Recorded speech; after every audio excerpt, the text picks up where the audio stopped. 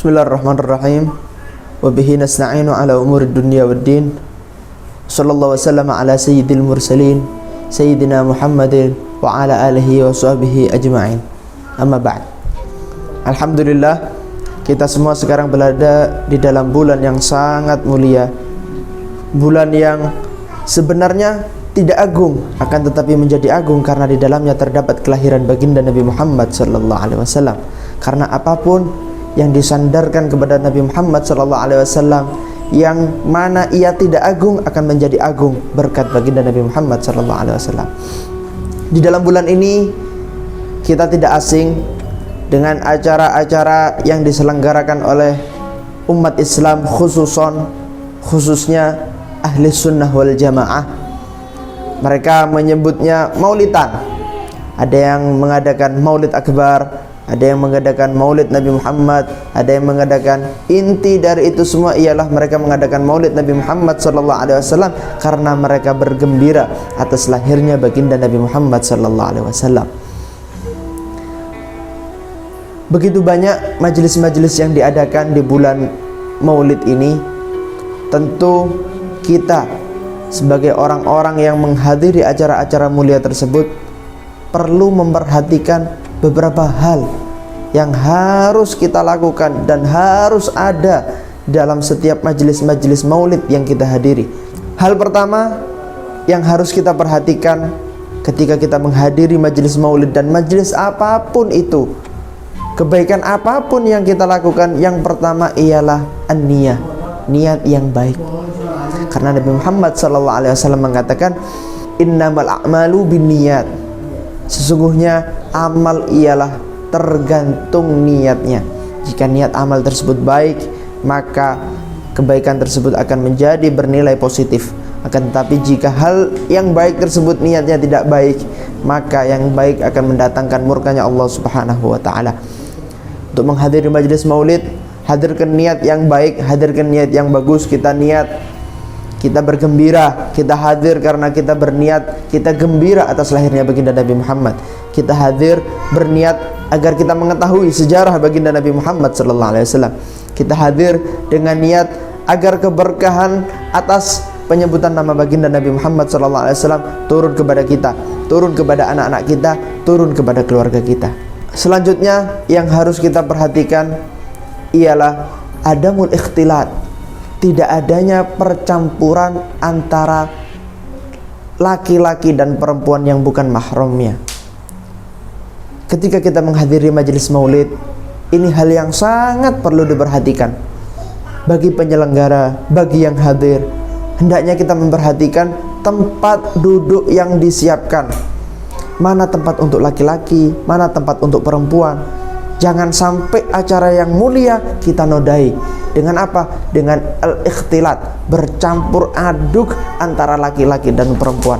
Yang mana majelis tersebut yang asalnya bagus, yang asalnya mendatangkan rahmat, naudzubillahi min dzalik, dengan kita ikhtilat, campur laki-laki dan perempuan yang bukan mahramnya, bahkan sampai akan mendatangkan murkanya Allah Subhanahu wa ta'ala. Wal a'yadzu billah.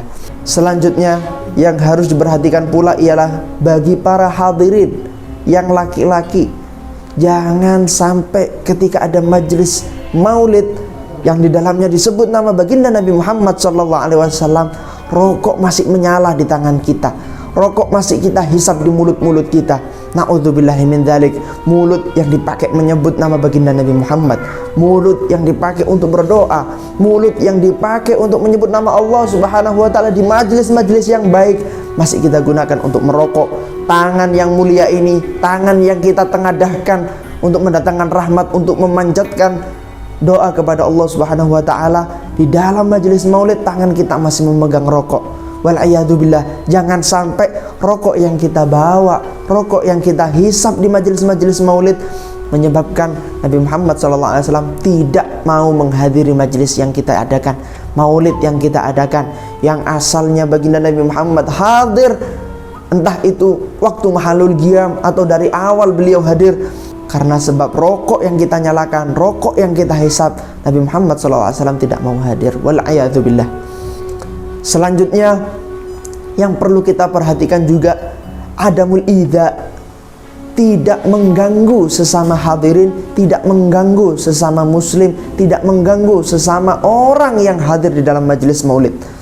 Jangan sampai yang hadir berisik sehingga mengganggu temannya yang ada di kanan, temannya yang ada di kiri, yang asalnya mereka khusyuk, mereka mendengarkan apa yang disampaikan, mereka mendengarkan ilmu-ilmu yang disampaikan di dalam majelis-majelis maulid. Karena sebab kita berisik, kita mengganggu mereka sehingga mereka tidak bisa khusyuk, mereka tidak bisa mendapatkan ilmu. Wala'iyadzubillah, itu bahkan dapat mendatangkan murkanya Allah Subhanahu wa ta'ala. Kalau di Makkah ada Ka'bah yang begitu mulia, disunnahkan mencium Hajar Aswad, akan tetapi kesunahan tersebut hilang ketika kita ingin menuju Hajar Aswad dengan cara mengganggu muslim-muslim yang lain. Kita berdesak-desakan, kita serondol-serondolan, kita saling dorong-mendorong sampai untuk mencium Hajar Aswad. Hal tersebut diharamkan oleh Allah Subhanahu wa ta'ala. Mending kita jauhi, mending kita tidak mencium Hajar Aswad daripada kita sampai mengganggu, mengusik muslim-muslim yang lagi berada di sekitar Ka'bahnya Allah Subhanahu wa ta'ala. Apabila Hajar Aswad yang begitu mulia, yang sunnah menciumnya menjadi haram apabila kita menciumnya dengan mengganggu muslim-muslim yang lain, apalagi hadirnya kita di dalam majelis-majelis ilmu, majelis-majelis maulid. Kalau sampai kita mengganggu mereka, kita mengusik mereka, kita mendorong-dorong, apalagi berisik sampai mereka tidak dapat mendapatkan ilmu, hal tersebut bukan lagi sunnah, bukan lagi mubah. Bahkan hal tersebut akan mendatangkan keharaman, akan mendatangkan murkanya Allah Subhanahu wa ta'ala. Selanjutnya yang tak kalah penting ialah ketika mendengar nama baginda Nabi Muhammad sallallahu alaihi wasallam, jangan sampai kita lupa untuk bersolawat setiap kita mendengar nama baginda Nabi Muhammad sallallahu alaihi wasallam. Jangan sampai kita dijadikan sebagai golongan orang-orang yang bakhil, sebagai golongan orang-orang yang pelit.